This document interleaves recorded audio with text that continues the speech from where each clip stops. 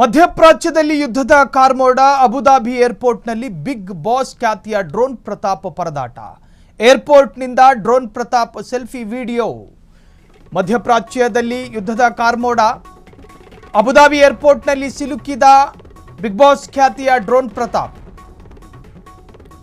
Abu Dhabi ಏರ್ಪೋರ್ಟ್ನಲ್ಲಿ ಸಿಲುಕಿರುವಂತಹ Pratap selfie ವಿಡಿಯೋದ ಮುಖಾಂತರವಾಗಿ ಮಾಹಿತಿ ಹಂಚಿಕೊಂಡಿದ್ದಾರೆ. ಅಬುದಾಬಿಯಿಂದ ಬೆಂಗಳೂರಿಗೆ ಬರಬೇಕಿದ್ದ ಡ್ರೋನ್ ಪ್ರತಾಪ್ ಯುದ್ಧದ ವಾತಾವರಣದ ಕಾರಣದಿಂದ ಅಲ್ಲೇ ಸಿಕ್ಕಾಕೊಂಡಿದ್ದಾರೆ. ನಾನು ಈಗ ಅಬುದಾಬಿ ಏರ್ಪೋರ್ಟ್ನಲ್ಲಿದ್ದೇನೆ. ಎಲ್ಲ ವಿಮಾನಗಳನ್ನು ರದ್ದುಗೊಳಿಸಲಾಗಿದೆ.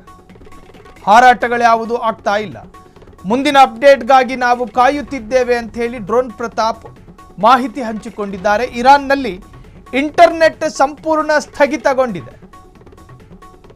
ಇರಾನ್ನಲ್ಲಿ 150ಕ್ಕೂ ಹೆಚ್ಚು ಕನ್ನಡಿಗರು ಅತಂತ್ರ ಸ್ಥಿತಿಯಲ್ಲಿ. MBBS ಸ್ಟೂಡೆಂಟ್ಸ್ ಸೇರಿ 150ಕ್ಕೂ ಹೆಚ್ಚು ಕನ್ನಡಿಗರು ಸಂಪರ್ಕಕ್ಕೆ ಸಿಗದೆ ಅತಂತ್ರ.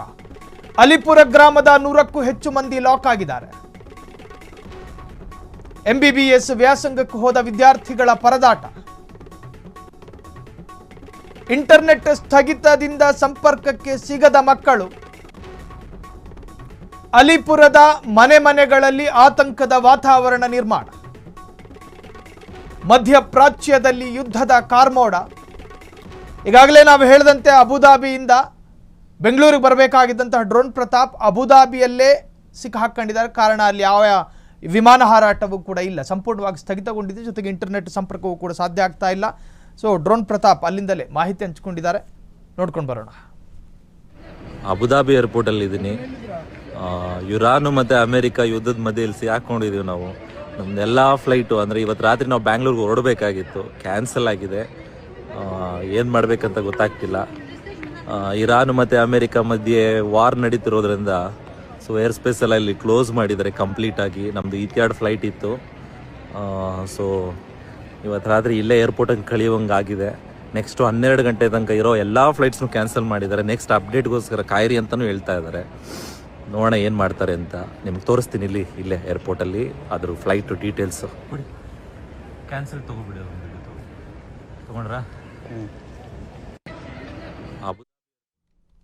ಸೊ ಡ್ರೋನ್ ಪ್ರತಾಪ್ ಅಬುದಾಬಿ ಏರ್ಪೋರ್ಟ್ನಲ್ಲಿ ಇವತ್ತು ಬೆಂಗಳೂರಿಗೆ ಹೊರಟಿದ್ರು. ಸೊ ಫ್ಲೈಟ್ ಇಲ್ಲ, ಹಾರಾಟ ಸಂಪೂರ್ಣವಾಗಿ ಸ್ಥಗಿತ ಆಗಿರೋದ್ರಿಂದಾಗಿ ಪಾಪ ಪ್ರಯಾಣ ಮಾಡೋದಕ್ಕೂ ಕೂಡ ಸಾಧ್ಯ ಆಗಲಿಲ್ಲ. ಜೊತೆಗೆ ಅನೇಕ 150ಕ್ಕೂ ಹೆಚ್ಚು ಕರ್ನಾಟಕದ ಕನ್ನಡಿಗರು ಅಲ್ಲಿ ಬಾಕಿಯಾಗಿದ್ದಾರೆ ಎನ್ನುವಂತಹ ಮಾಹಿತಿ.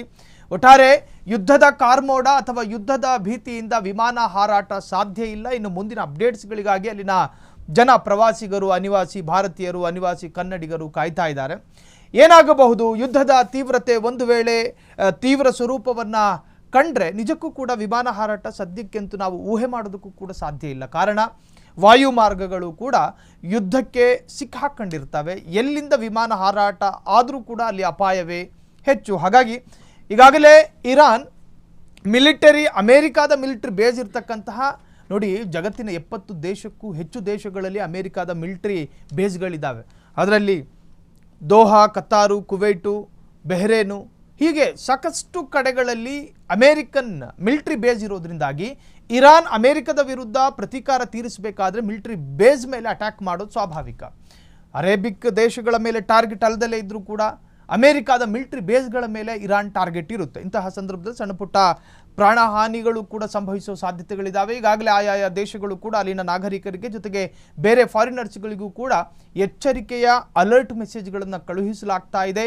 ಮನೆ ಬಿಟ್ಟು ಹೊರಗೆ ಬರಬೇಡಿ, ಯಾವುದೇ ಕ್ಷಣ ಬಾಂಬ್ ಬೀಳೋ ಸಾಧ್ಯತೆಗಳಿದ್ದಾವೆ, ನಿಮ್ಮ ಪ್ರಾಣ ರಕ್ಷಣೆ ನಿಮ್ಮ ಕೈಯಲ್ಲಿ, ಹಾಗಾಗಿ ಜಾಗೃತೆಯಿಂದಿರಿ ಅಂತ ಹೇಳಿ ಎಲ್ಲ ಅರಬಿಕ್ ದೇಶಗಳು ಕೂಡ ಆಯಾಯ ಪ್ರಜೆಗಳಿಗೆ ಸೂಚನೆಯನ್ನು ರವಾನಿಸ್ತಾ ಇದೆ.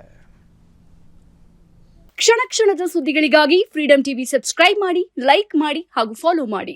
ಹೊಸ ಸುದ್ದಿಗಳ ನೋಟಿಫಿಕೇಶನ್ಗಾಗಿ ಬೆಲ್ ಐಕಾನ್ ಮೇಲೆ ಕ್ಲಿಕ್ ಮಾಡಿ.